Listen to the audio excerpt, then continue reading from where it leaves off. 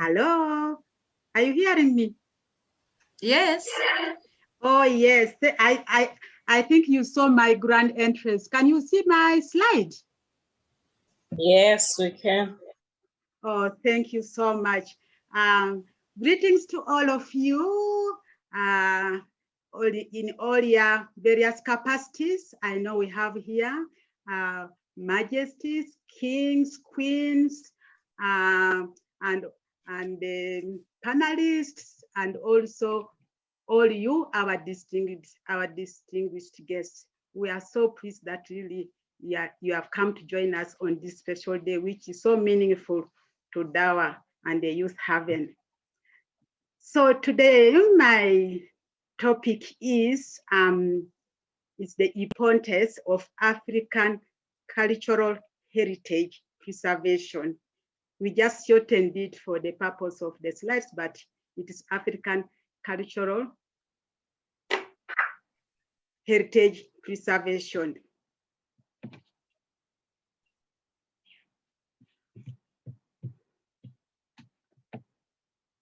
So what I'm going to speak today, I'm going to define what culture is.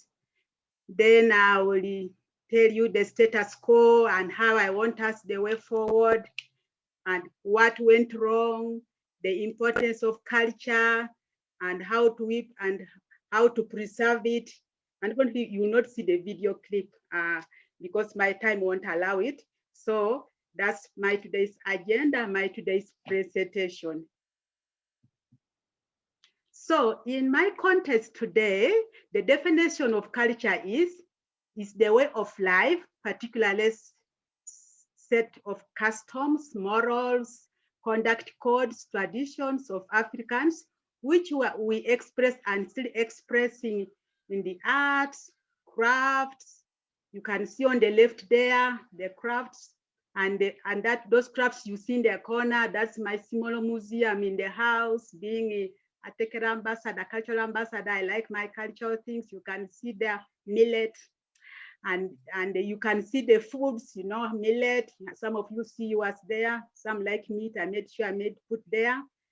Then in music, we express our Africanism in music, in our clothing, in our languages, in our folk tales, in our religion. That's how we Africans have been defined specifically. So really what happened that before everything came, we Africans, we had our tradition set and all went well.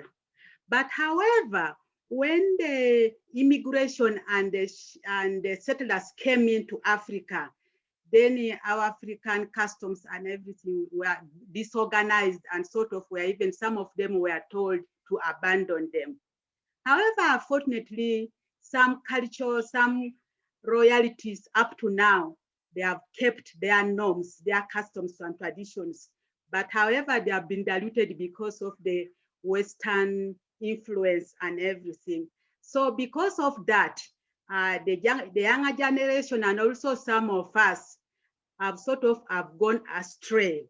So really now, what it used to be and what must be happen as an individual. Long ago, our time when we are growing up, me as a child, everybody around the whole village was my parent. You know why they did that? Because they wanted that when I grew up as a person, at least I'm a good person in society. But however, now people are so, what's the right word? People are so protective that they are just, nobody can talk about their children, them alone. And some of these families don't really have African values. So our time and what we want to see happen is what we really call, having humanity, having Ubuntu, liking everybody, being selfless, being sensitive needs to others, peaceful, excellency, love and unity. That's what used to be, and not all now. Now, let me say that is happening 50%. So the purpose of this talk is that I want us to go back what used to be, what we used to be, that And all this happened because all of us in our own space, that time, we had sort of like protected and everything under cultural norms and customs and traditions. There you do something, you will be dealt with. But now we have gone astray. So now the present generation, what has gone on now, most of them, as we have seen, we are having a lot of things happening, this abuse and everything because for lack of conduct. Also, the work ethics is no longer there. Now we have a lot of poverty because this, how people don't want to work, the things will come around us, but long ago, but everybody was working, everybody was contributing to the economy, but now somehow we have a lot of poverty. Right now, what's happening? Lack of code of conduct, poverty, many religious sects confusing everybody, and so few community mentors, lack sense of, there's no sense of belonging. Everybody thinks they're okay wherever they are. Then actually in the end, people start dying in their own flats because they think, they are alone, yet actually long ago used to belong somewhere. Lack of identity, we think, no, we don't belong to that village again. We are, above that.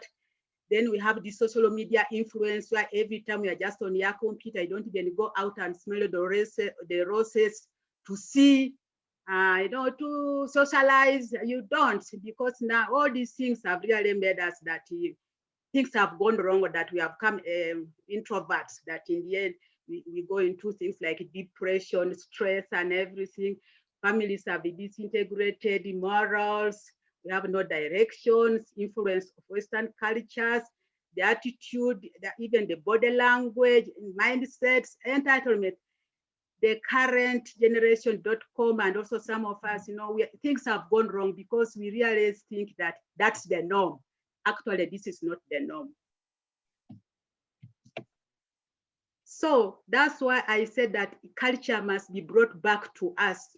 Culture, the word culture and the way I defined it, the tradition of Pan-Africanism.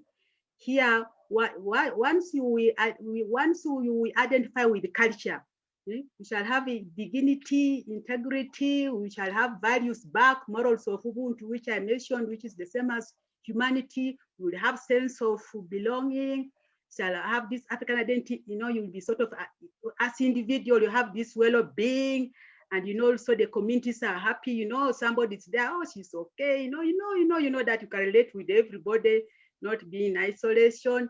And then also it helps us, the foundation of families and societies, then strong work ethics, no more loafing around, you know that there's somebody watching you, and then also this culture provides a platform to showcase role models and celebrate things that are important in real life.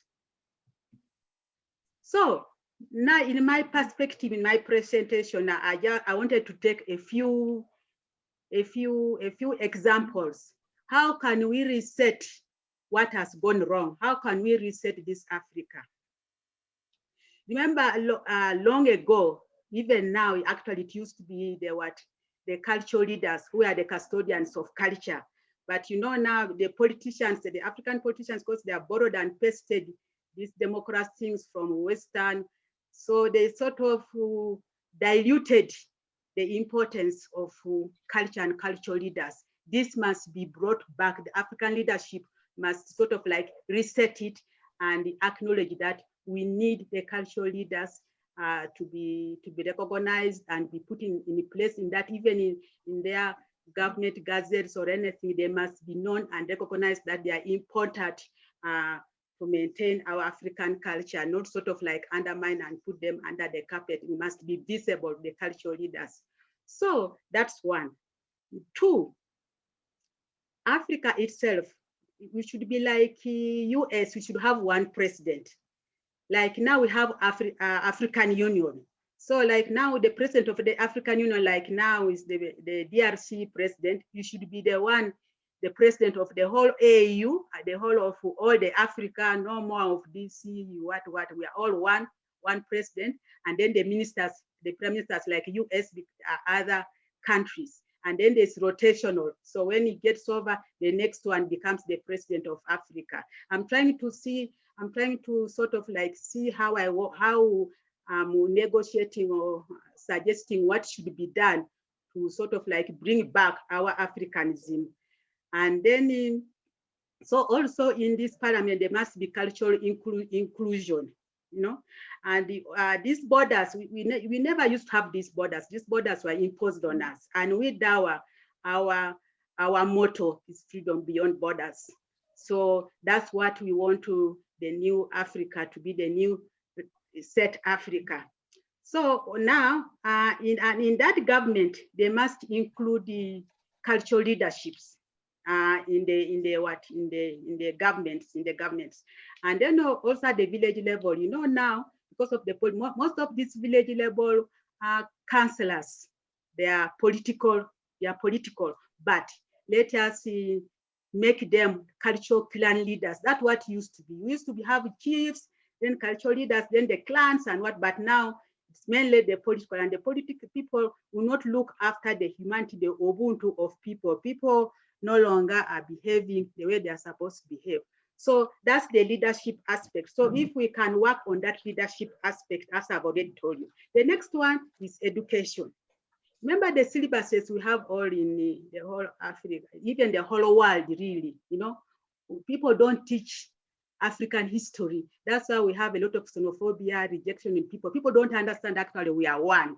You get the point. So what we suggesting that the education should have even overseas, even those kids who are in Europe, wherever, the ambassadors who are presenting African, they should tell them wherever they are that they should include African history in the children's syllabuses, because the people don't know Africa really, they don't know, and the things they have been taught really is not right. So it's a higher time. We also will write our own books and distribute the whole world, and people understand our African history. Then we shall have some dignity back, and also our cultural aspects as subjects.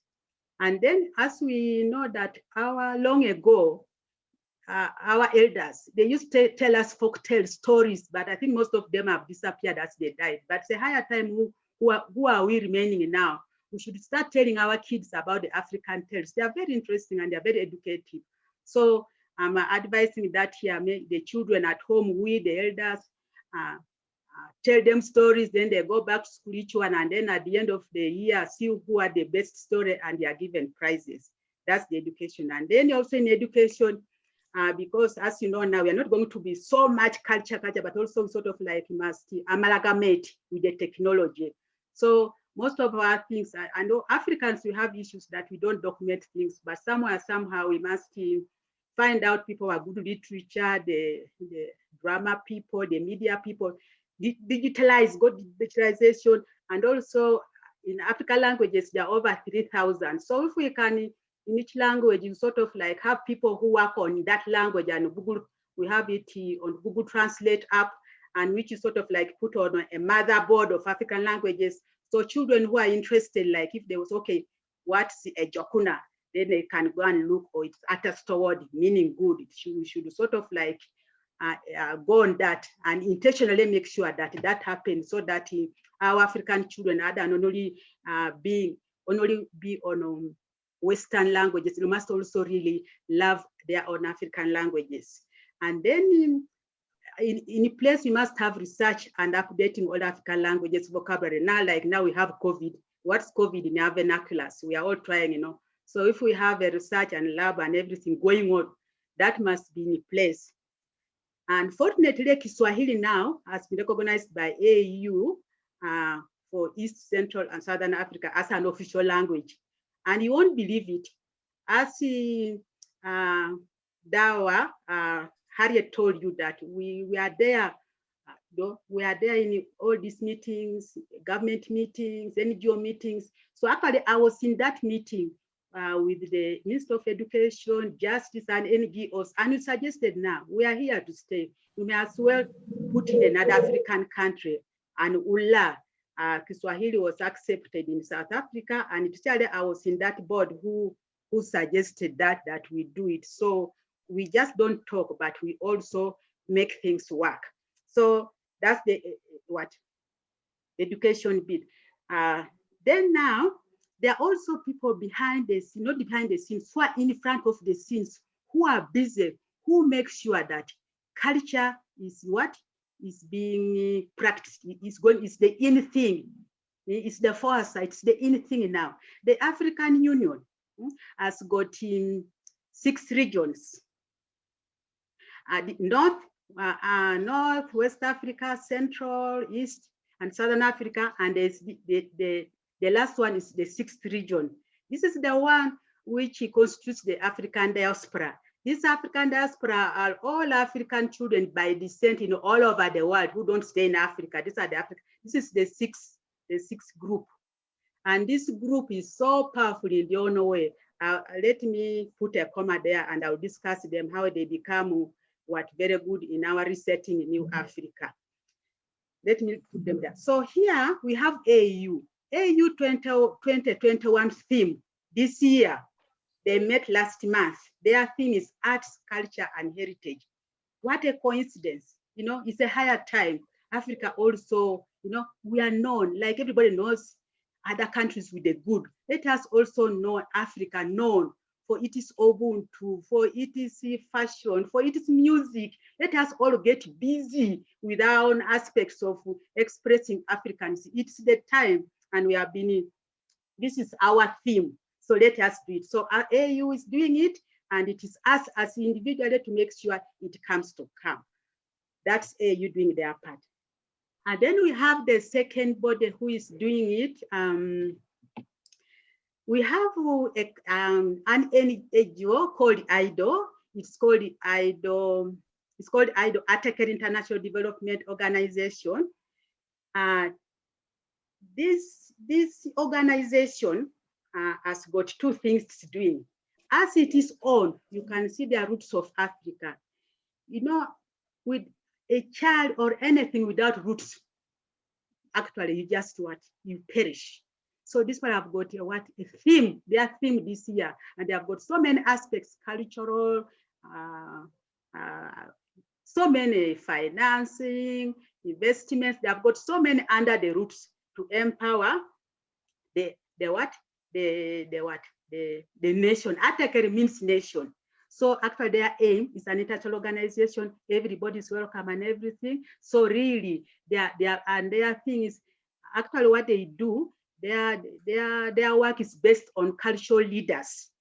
And who are the cultural leaders? These are the people who are in the villages, down on the ground, who are with the grassroots, who are the communities. So if you want Africa to rise, we must deal with these people. See, IDO is dealing with the cultural leaders. These are the kings, the queens. And when they mean cultural leaders, they also mean culture, religions, culture, all those religious people, the Christians, the Muslims, individuals, everybody is welcome to join this, because you are you are part of Africa. So these people have got a development in place, development in connection and in conjunction with the roots to make sure that we rise rather than being down.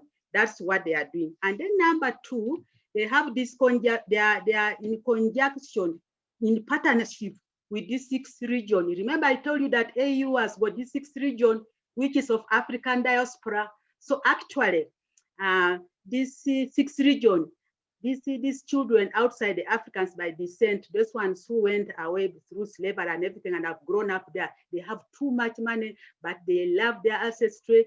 They want to invest in Africa, and IDO, in conjunction with this 6th region, particularly these ones from the Caribbean and the Americas, they have a lot of investment ideas in place that they are going to go in partnership with IDO. And IDO, who is IDO? IDO are dealing with the cultural leaders and religious leaders, everybody, to make sure that Africa becomes a better place. Now there's a third one. This is AU is the first one. Remember, it is theme, and then now IDO. Then we have now we have Embo Kingdom. The Embo Kingdom has initiated that all the royals in Africa must come together. And we had a meeting a year ago, like around this time, and the parliament was formed. So these people being royals and everybody, it means that we are going to have a list of all royals in the whole Africa, a list, and then we work together. Then when they are going to have sort of like their agenda. But as you know, the cultural leaders, the custodian of the land, the farm. So farming is going to be, farming, the custodian of the lands. And then you also you make sure that, remember I told you that we are going to make sure that the underground and everything resources goes back to us, the culture people. So all this gold and everything being scooped under our nose, we should place it under the cultural leaders because the land belongs to us. So you can see that we are trying to see how we are going to make sure that everything comes back under our custodian, and we see the way forward. And then culture and economic empowerment, then we shall see how Africa is going to be so powerful. So this African Royal Palace under Embo Kingdom, and funnily enough, I'm sure King Bungane the third must be on this platform. He said he was going to join us. So if he's here, you're welcome, Your Highness. Bayete. So, and then there's another group who is working so hard to make that culture is intertwined with the investment. This group is called the African Kingdoms Federations, Kingdom of Sheba. Sheba is supposed also to have joined us, but unfortunately every Monday she hosts her meetings. So we have missed her, but she greeted us. This group this is the six, they call themselves Eco 6. This is the group is working with the kingdoms, with the African royalties, majesties, and these ones, I know some of you said that, but not all of us have got those kingdoms, but no, this one is inclusive. It's inclusive, even because some people don't have kingdoms, they have cultural leaders. This also includes all the cultural leaders.